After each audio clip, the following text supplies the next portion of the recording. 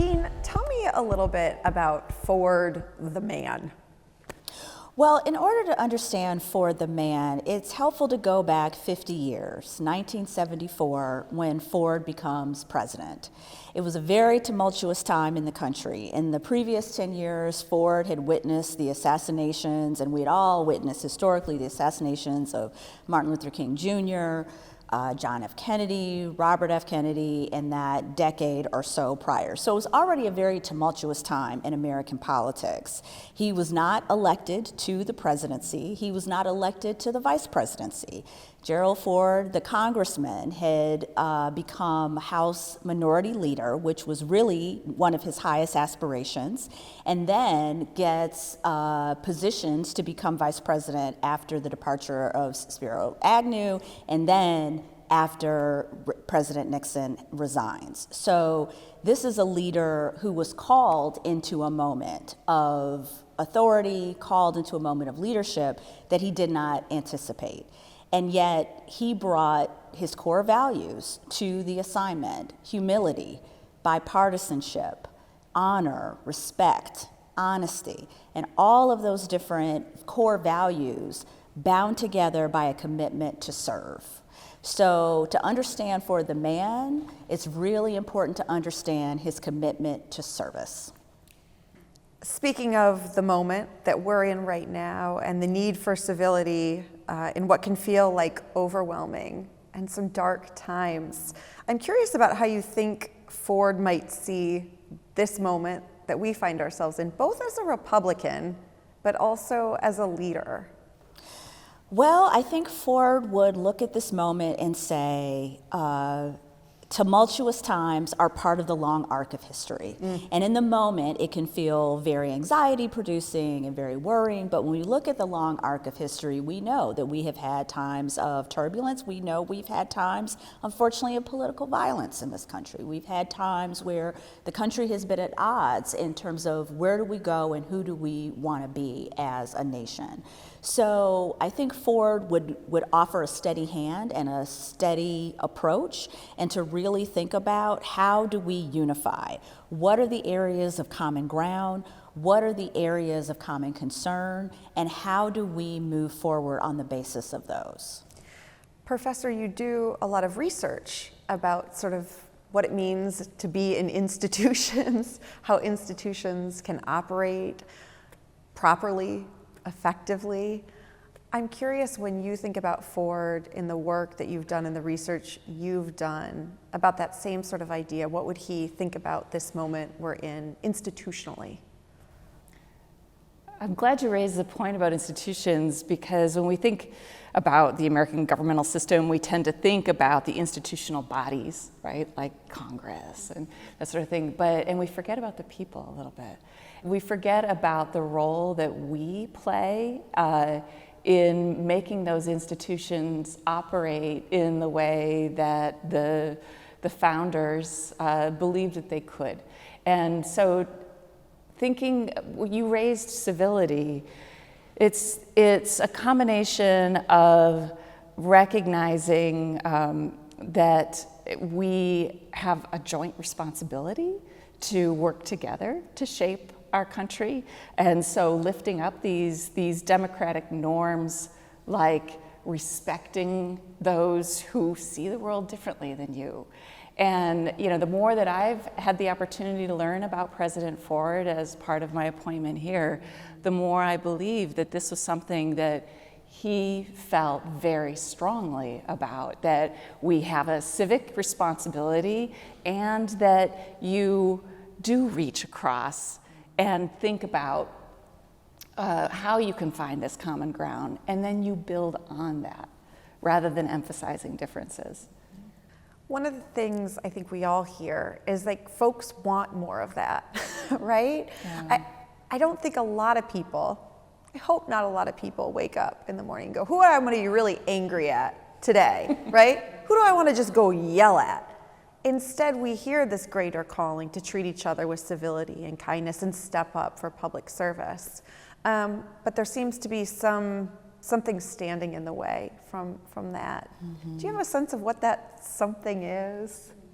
I think it's a number of things. I think it's anxiety and concern about people ensuring that they're leaving the world in a better place than when they found it for their children, that their children and grandchildren have some sense of economic and social and political stability, and a feeling of anxiety about whether those things will hold. I think that we have to be honest, we are now in an ecosystem, an information ecosystem, with social media and all kinds of other tools that circulate information, disinformation, misinformation that heighten those anxieties, right? And that instead of creating as many alternatives that show us the way and show us a proper path, really heighten our sense of stress and our sense of the other side is out to get me, and it's a zero-sum game, and it's really about the next power play. So the first step, I think, is us being conscious of that and conscious of those dynamics, and then thinking about what can each of us proactively do to counterbalance that. How do we respond to our own anxieties and the ways in which we may act on them in ways that instill and inspire fear and hatred and anger and frustration? How do we recognize it and deal with it more constructively? But also, how do we demand better, right, of our media, of our ecosystem, of our social media, of all of the different things that contribute to the worldview of so many people? How do we set a bar and set particular expectations for the rules of engagement of how we want to interact with each other? I think those are really, really important. And reminding us of the importance of the social fabric. You know, so much of politics people assume is in Washington, D.C. and Washington, D.C. only. So their feeling around politics is really about how they feel about Washington at any given moment. But in fact, we know that old adage, all politics is local. So when we look at what's happening in our city councils, when we think about what's happening in our state legislatures, when we think about our governors, when we think about our mayors and other leaders, there are examples that I think people can get excited about of government at work, government working effectively, people working effectively across the aisle, but those might not be on the front page of the news, it might not be the lead story, it might not be what feeds the social media ecosystem. So we've got to recognize that and lift up those positive examples of government functioning well.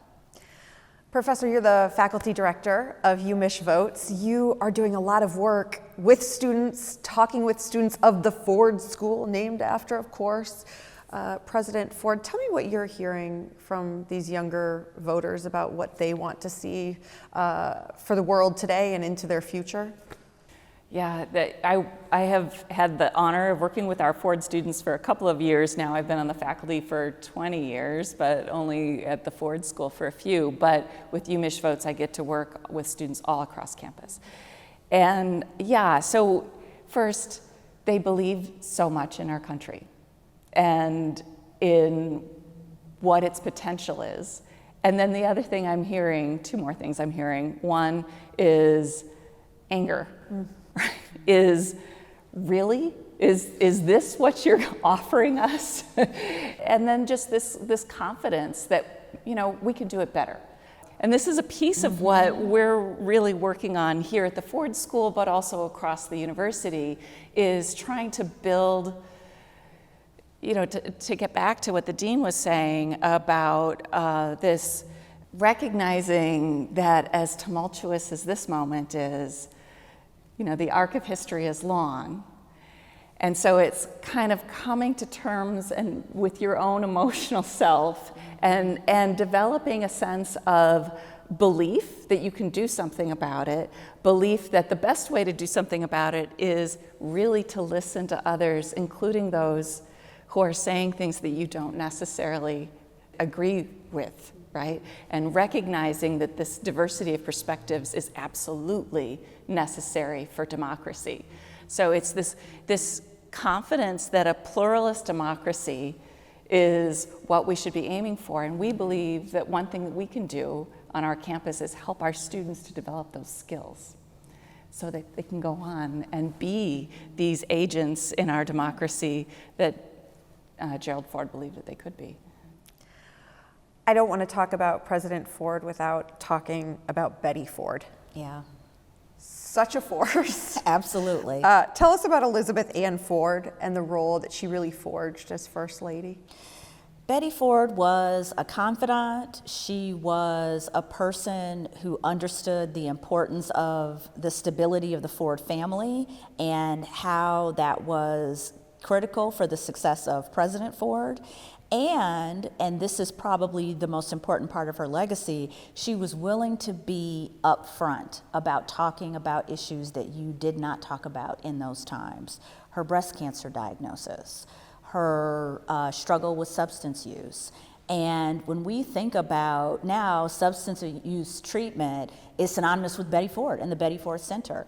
Imagine what it must have been like for her to go public as a first lady and then to use that as a catalyst to build an institutional infrastructure for support to reduce the stigma around substance use and to help people understand it as an illness. And the principles around that and the institutions, sustain to this day in terms of what she was able to help spark in the substance use support and therapeutics community. So huge legacy around being willing to tell the truth and to tell one's own story to help others. And I think, Professor, particularly when I think about younger voters and this idea of authenticity, that's so much of what they're looking for, what I hear when I speak with younger voters, right? This, look, be truthful with us. We may not like it, but don't lie. And in some ways, Betty Ford forged that. In fact, telling reporters sometimes, I probably shouldn't have said that, right? But saying it anyway. I'm curious, when you talk about younger voters, which you're doing right now, I think one of the things that they feel like is lacking right now is that authenticity.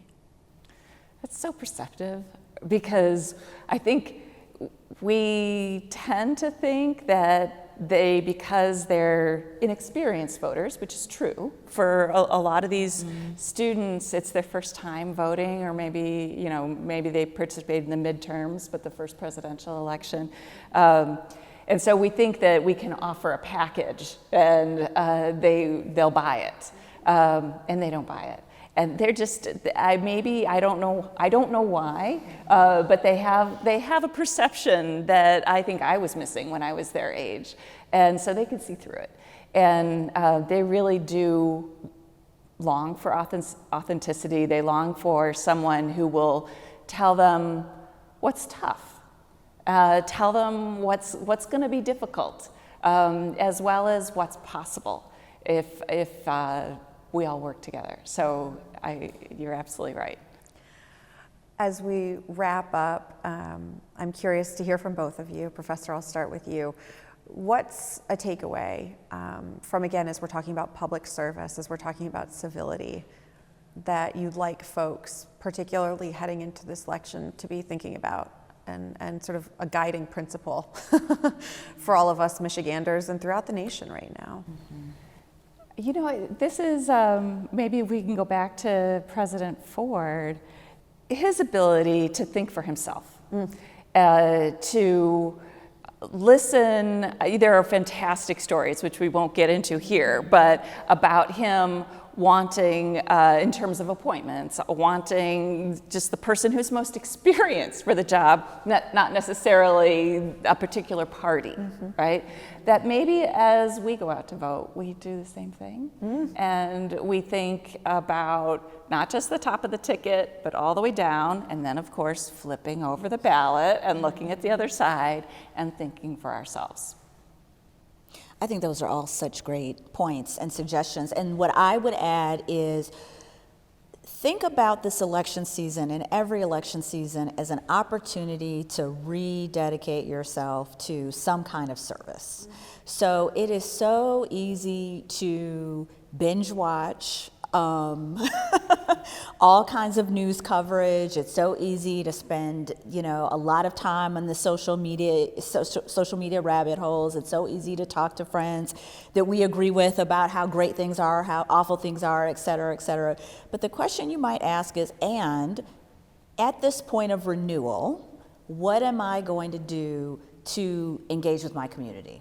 right? How am I going to get more civically involved? How am I going to volunteer? How am I going to talk to young people? How am I going to donate my time, my economic resources? How am I going to do something that contributes and moves the needle forward, rather than being kind of an observer and a spectator of all of the actions? Voting obviously is job one, but taking it a step further of maybe I'm going to help with voter registration. Maybe I'll knock on doors this year. Have I ever done that before? Maybe I will drive people to the polls. Maybe I'll talk to young people about the importance of elections. Maybe I'll run for office myself in this next go round. Maybe I really focus on domestic policy issues. Maybe I need to know more about international policy. And I'm going to start reading and learning more in that area, watching things that get me more knowledgeable on that. So the question I would ask is, for us, what are we going to do differently as individuals to be better engaged citizens? How are we going to strengthen our own democratic muscles in this moment, in this election season? Dean, Professor, thank you so much. Oh, it's been a pleasure. Watch One Detroit, Thursday at 7:30 p.m. You can find more at onedetroitpbs.org or subscribe to our social media channels and sign up for our One Detroit newsletter.